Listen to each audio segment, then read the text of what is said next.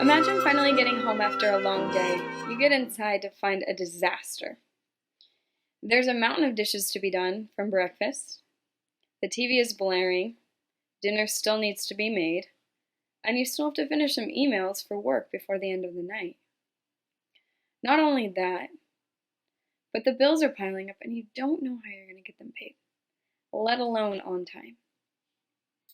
According to familydoctor.org, feelings of stress are caused by the body's instinct to defend itself. This instinct is good in emergencies, such as getting out of the way of a speeding car. But stress can cause an unhealthy physical symptom or multiple symptoms if it goes on for too long, such as a response to life's daily challenges and changes. When this happens, it's as though the body gets ready to jump out of the way of a car, but you're sitting still. Your body is working overtime with no place to put all the extra energy. This can make you feel anxious, afraid, worried, or uptight. My name is Leah Mendoza. I'm from La Sierra University, and today I'd like to talk to you about finding healthy ways to deal with your stress and everyday small stresses.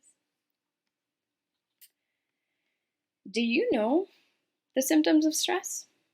You might deal with one or two of them, but there are plenty, and everyone deals with them in a different way. Some of the symptoms of stress that I have found include anxiety, back pain, constipation or diarrhea, depression, fatigue, headaches, high blood pressure, trouble seeing or insomnia, trouble sleeping, problems with relationships, shortness of breath, stiffness in your neck or even your jaw, an upset stomach, extreme weight loss or gain. Those are some of the symptoms that I found over various sites on the internet. I know that when I'm stressed, I don't deal with all of them. I deal with just a few, and some aren't even listed. So, did you know that stress can easily turn a small problem into a very large problem? I'm sure you did. But when it comes to our physical health, stress can cause another very large problem. Some of these small problems, if they go untreated, can turn into larger problems.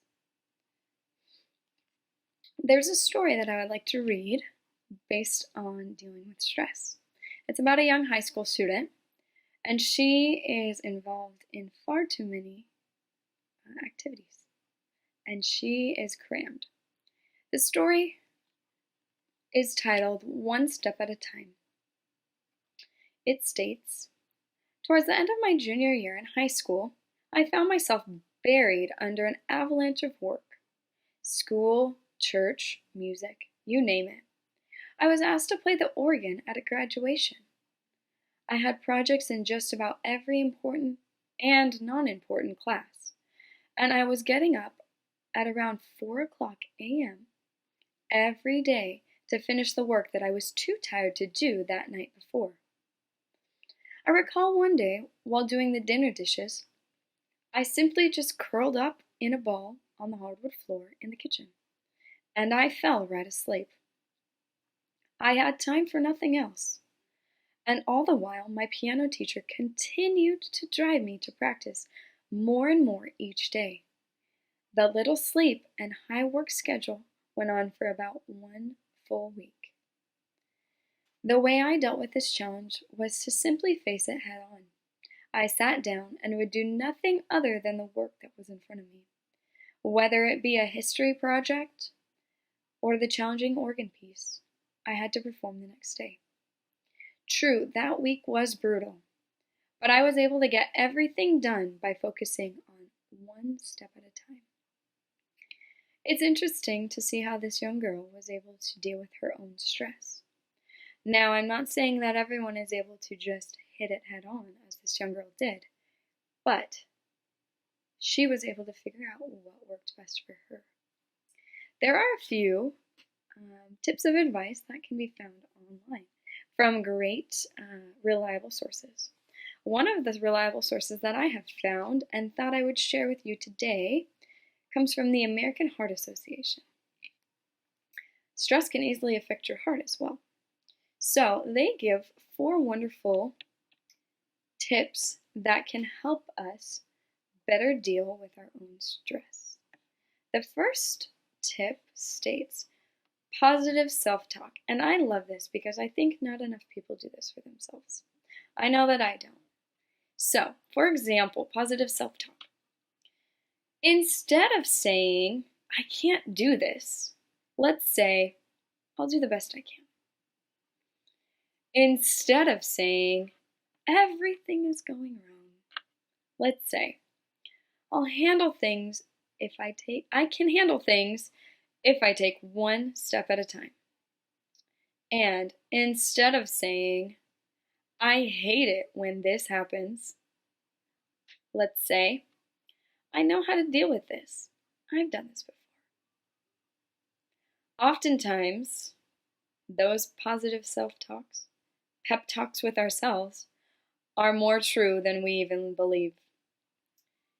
If we're positive and stay positive, we have a better chance of not getting so frustrated. The second piece of advice that the American Heart Association provides for us states emergency stress stoppers. And I'll tell you what those are. It reads, there are many stressful situations at work, at home, on the road, in public places. We may feel stressed because of poor communication, too much work, or even everyday hassles such as standing in line. Emergency stress stoppers can help you deal with stress on the spot. I feel that these are very important for us to remember and maybe even have a plan. It's important to stay prepared, get prepared. And if we start feeling our stress signal turn on, it's important to have one of these emergency stress stoppers in your mind. Kind of like it's tucked in your pocket for whenever you use it. So American Heart Association provides a few examples of what these emergency stress stoppers can be. So I'll read a few, and I'd like to see if any of them will work for you, or maybe you feel like, maybe I could do that. So, one of them states, count to 10 before you speak. A lot of us can do that, especially in a frustrating situation, maybe a confrontation or an argument. It's great to be able to do this and gather your thoughts and gather your feelings before you allow the stress to dictate what you say. Another one says, go for a walk. How easy is it to just get up out of the situation and take a walk, maybe step outside? Another one states, smell the roses, hug a loved one, or smile at your neighbor. It's interesting, as I've been thinking about stress over the past few weeks, how something so little can truly help change our mood. Walking your dog, going outside, admitting that you were wrong, apologizing. All of these can help us deal with our stress. Like I said, it's important to have an emergency stress stopper. And I know that I have a few tucked in my brain too.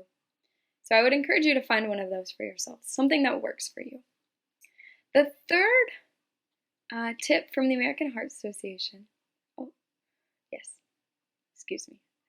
is finding pleasure. It's important to find pleasure in every day. Having gratitude for what you have.